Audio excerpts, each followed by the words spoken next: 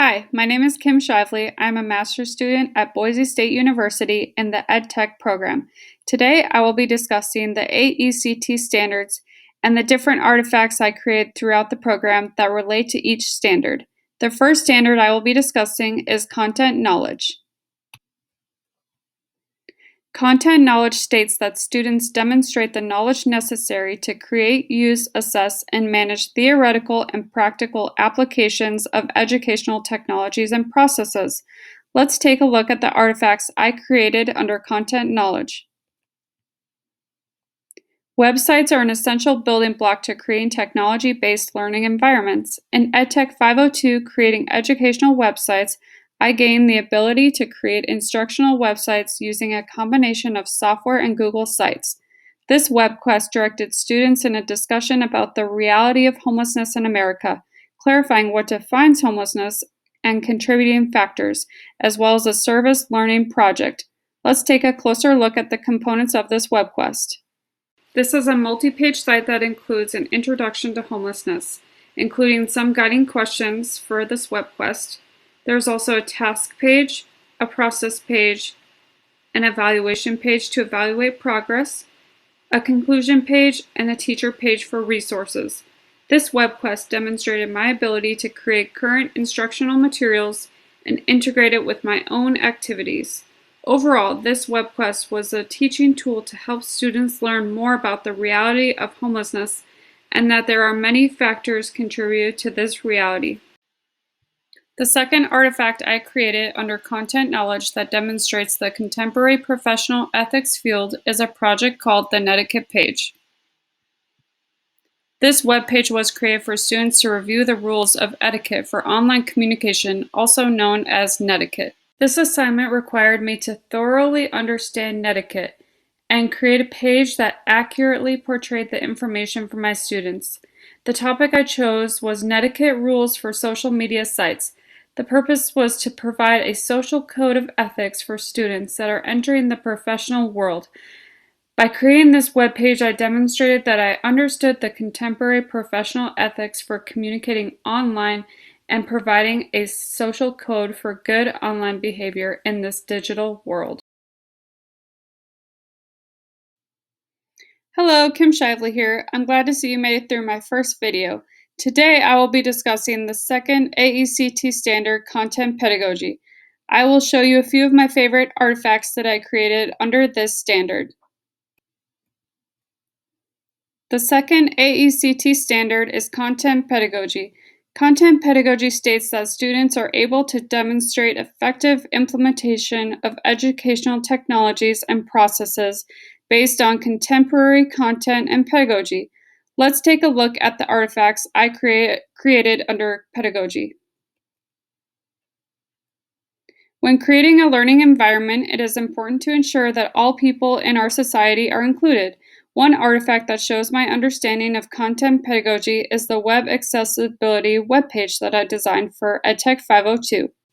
I designed this website to discuss ways that web pages can be designed for those with disabilities. This webpage includes the importance of web accessibility, the accessibility requirements and standards for web accessibility, common barriers to web accessibility, where to find information on making web accessible, and a video explaining the different perspectives on web accessibility. This webpage also highlights the importance of accessibility to all types of people. The second artifact that I created under content pedagogy that creates appropriate applications of technology to improve learning is the virtual field trip. Let's explore this artifact further. This is a multi-page site that includes various multimedia to guide the learners through an online visit to a random destination. With the use of Dreamweaver and other websites, I created a tour of Isla de Puerto Rico. Learners use the information on each page to answer the provided questions to improve learning outcomes. The various attractions and activities immerse the learners with the culture and the history of the island. This virtual field trip also provided students an opportunity to engage in digital learning through a flipped classroom. Through this exercise, students improve their digital literacy by exploring the history of a new country, and they also learn the history of the surrounding bioluminescent waters. Hello again. Today I will be discussing the third AECT standard. I will show you a few of my favorite artifacts from this standard. The third AECT standard is learning environments. Learning environments state that students demonstrate learning by creating, using, evaluating, and managing effective learning environments. Let's take a look at the artifacts I created under learning environments. EdTech 541 provided me the practice of integrating technology in the classroom. One artifact that applied to reflection on development and implementation of technology-supported instruction is the Software Tools project. Let's take a look at this further. In this project, I described 10 different software tools that I would use in a classroom, how I would use them in the classroom, and the relative advantage of each tool. In order to determine the relative advantage, I had to prove that each of these tools were relative to the topic I chose and how it would benefit the students when it comes to personal finance and budgeting. The relative advantage also helps students understand whether they prefer to use a certain software tool over another. The second artifact that I created under learning environments was an instructional design project that I created for EdTech 503. For this project, I had to design an instruction with a specific goal and audience. The goal for this workshop was for first-year college students to understand the importance of self-regulated learning strategies and to use these strategies to increase their ability to improve time management and study skills. Let's take a further look. This project really allowed me to create an instructional design product based on learning principles and research-based best practices. I first had to survey potential first-year college students to determine the needs of my learners as well as the analysis of learning strategies. I created learning objectives, aligned them with Bloom's taxonomy, and determined the type of assessment to use. I used the Keller's ARCS model of motivation to gain the learner's attention, relevance, confidence, and satisfaction. All of these learning materials were designed with the learners in mind, the learning objectives, and the ARCS model of motivation.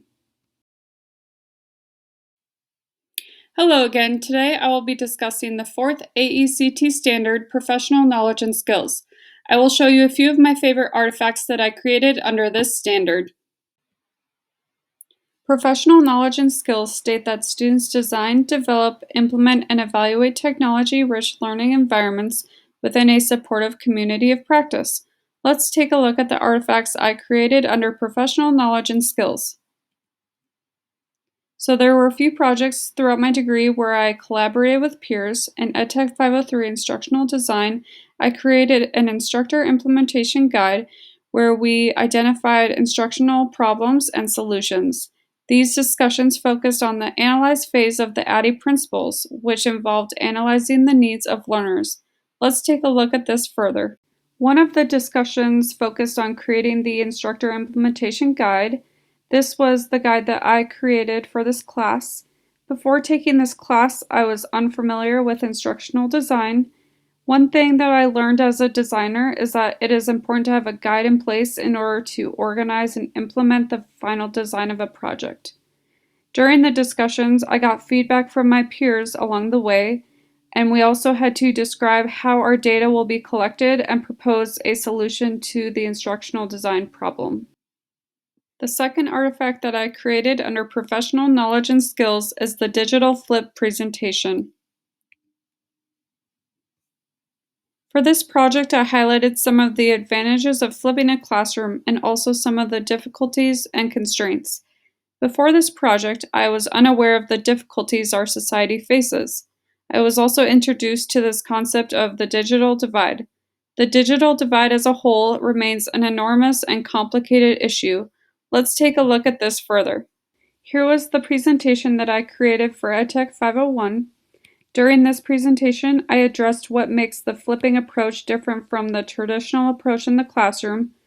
I also talked about the overall reaching goal of switching to the flipping approach, the use of peer instruction, the pros and the cons of these concepts, as well as the strategies used to implement these concepts. Hello, today I will be discussing the fifth and final AECT standard, research. I will show you a few of my favorite artifacts from this standard.